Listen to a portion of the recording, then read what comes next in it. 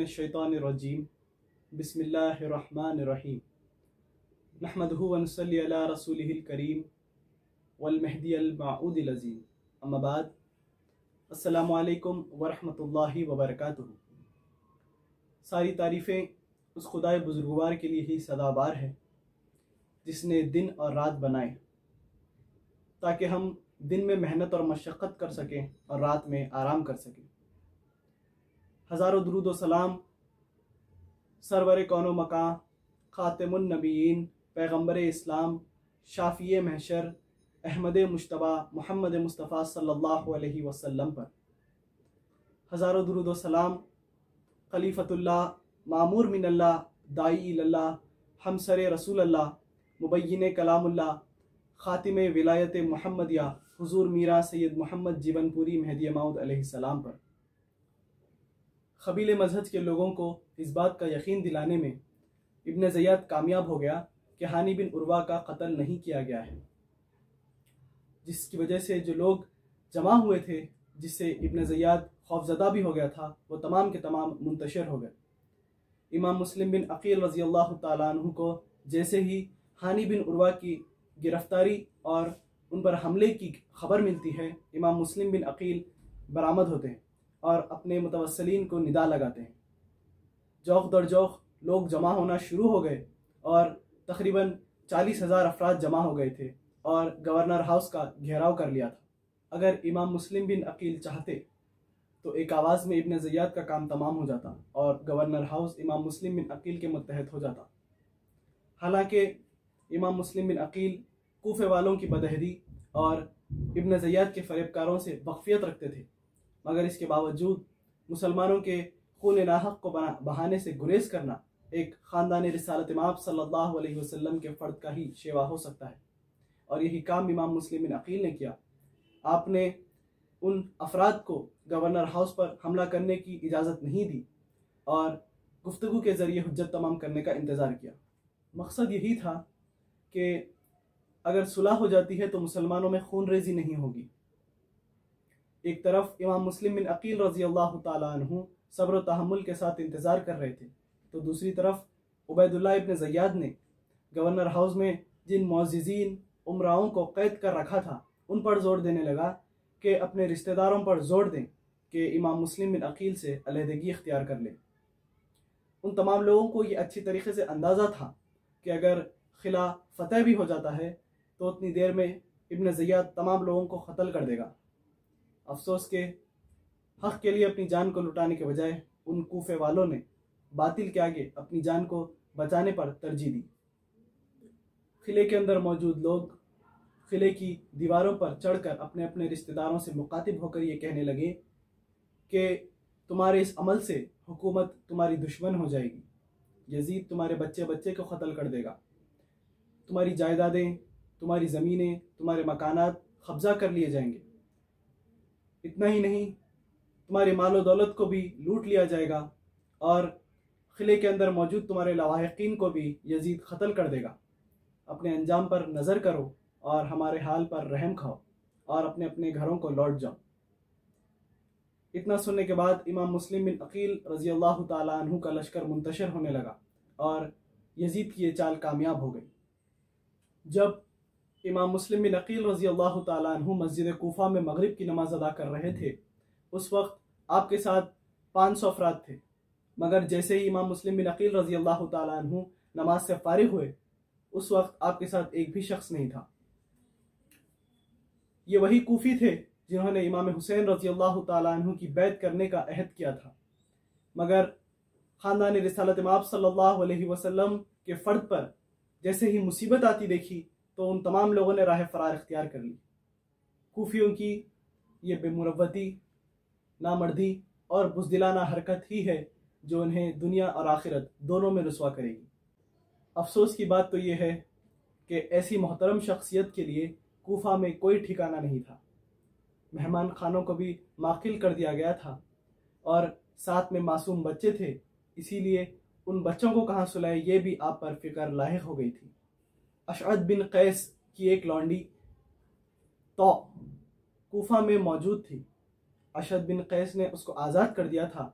आज़ादी के बाद سید حضرمی نامی ایک شخص سے اس عورت نے نکاح کیا اور کوفہ میں مقیم تھی۔ امام مسلم بن عقیل رضی اللہ تعالیٰ عنہ بھٹکتے بھٹکتے اس عورت کے گھر پر پہنچے۔ اس عورت سے پینے کے لیے پانی مانگا۔ اس عورت نے امام مسلم بن عقیل رضی اللہ تعالیٰ عنہ کو پانی دیا۔ امام مسلم بن عقیل رضی اللہ تعالیٰ عنہ نے پانی پی کر اس عورت کے گھر کے سامنے ہی آپ بیٹھ گئے۔ اس عورت نے امام مسلم بن عقیل سے کہا کہ آپ کا یہاں پر بیٹھنا مناسب نہیں ہے، آپ نے پانی پی لیا ہے، اب آپ اپنے گھر چلے جائیں۔ امام مسلم بن عقیل نے کہا کہ کوفہ میں میرا گھر نہیں ہے، کوفہ والوں نے مجھے دھوکہ دیا ہے، میں خاندان رسالت مآب صلی اللہ علیہ وسلم کا فرد ہوں اور میرا نام مسلم بن عقیل ہے۔ اتنا سننا تھا کہ اس عورت نے امام مسلم بن عقیل کو اپنے گھر کے اندر داخل کر لیا، ان کے لیے خاص کمرے میں فرش بچھایا اور امام مسلم بن عقیل کے لیے اس عورت نے کھانے کے لیے پیش کیا۔ امام مسلم بن عقیل نے کھانے کے لیے منع کر دیا اور اس عورت کو دعائیں دی۔ اس عورت کا ایک بیٹا بھی تھا بلال، جو باہر گیا ہوا تھا۔ جیسے ہی بلال گھر لوٹا، اپنی ماں کو اس کمرے کی جانب بار بار جاتا دیکھ کر اس کو فکر لاحق ہو گئی۔ جب اس نے پوچھا تو اس کی ماں نے عہد و پیمان دے کر اس کو تمام ماجرے سے واقف کروایا، مگر وہ بدبخت شرابی تھا۔ اس نے یزید کا وہ اعلان سنا تھا کہ امام مسلم بن عقیل کوفہ میں موجود ہے، جس کسی نے ان کو اپنے گھر میں پناہ دی اس کو یزید نیست و نابود کر دے گا، یزید کا عذاب اس پر نازل ہوگا اور اس کا عرصہ حیات بھی تنگ کر دیا جائے گا۔ ابن زیاد نے ایک اعلیٰ افسر کو کوفہ کی ناکہ بندی اور ہر گھر کی تلاشی لینے کے کام پر مامور کیا تھا۔ بلال نے اپنے گھر کی تلاشی سے خوف زدہ ہو کر یہ تمام باتیں عبد الرحمن بن اشد کو بتا دی اور اس سے کہا کہ امام مسلم بن عقیل میرے گھر میں پناہ لیے ہوئے ہیں۔ عبد الرحمن بن اشد کا باپ محمد بن اشد تھا۔ اس وقت وہ ابن زیاد کے پاس گیا ہوا تھا۔ وہاں پر پہنچ کر محمد بن اشد نے یہ تمام باتیں ابن زیاد کو بتا دی۔ یزید نے محمد بن اشد کی سرکردگی میں فوج کا ایک دستہ امام مسلم بن عقیل رضی اللہ تعالیٰ عنہ کو گرفتار کرنے کے لیے روانہ کیا۔ بلال کے گھر پہ بیٹھے ہوئے امام مسلم بن عقیل رضی اللہ تعالیٰ عنہ نے جیسے ہی گھوڑے کی آوازیں اپنی طرف آتی سنی تو انہیں اس بات کا اندازہ ہو گیا کہ فوج کا دستہ ان کی گرفتاری کے لیے آ رہا ہے۔ وہ فوراً اٹھ کھڑے ہوئے، اپنی تلوار لی اور گھر کے باہر نکلنے لگے۔ اتنی دیر میں فوج کا یہ دستہ گھر کے اندر داخل ہو گیا۔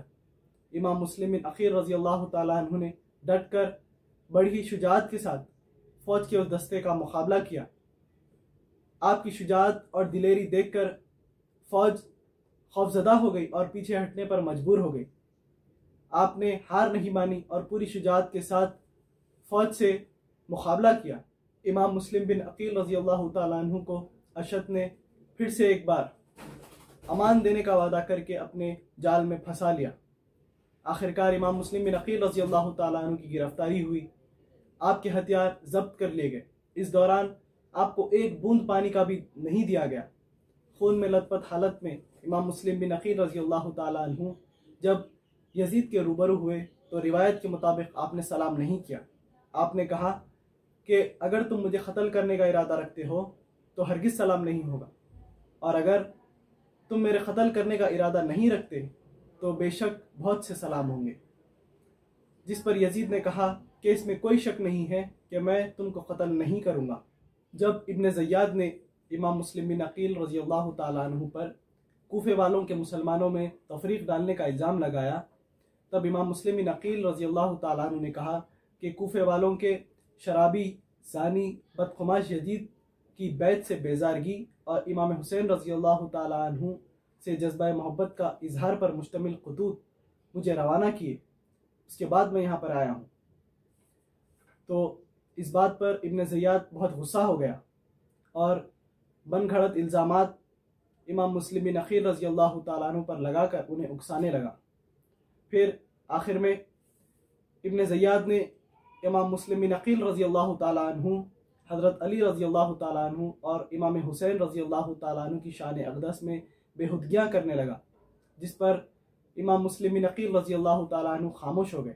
پہلے امام مسلم بن عقیل رضی اللہ تعالیٰ عنہ کو محل کی چھت پر لے جا کر ابن زیاد نے شہید کر دیا اور پھر کوفے والوں کی بغاوت سے خوف زدہ ہو کر ہانی بن عروہ کو بھی بھرے بازار میں اس نے شہید کر دیا، اور آواز لگائی کہ امام مسلم بن عقیل کے 2 بچے بھی ان کے ساتھ آئے تھے، وہ ابھی کوفہ میں ہی موجود ہیں، جس کسی نے بھی ان کو پناہ دی اس کے ساتھ بہت برا ہوگا، اور جو ان دونوں بچوں کو میرے پاس لے کر آئے گا اس کو انعام سے نوازا جائے گا۔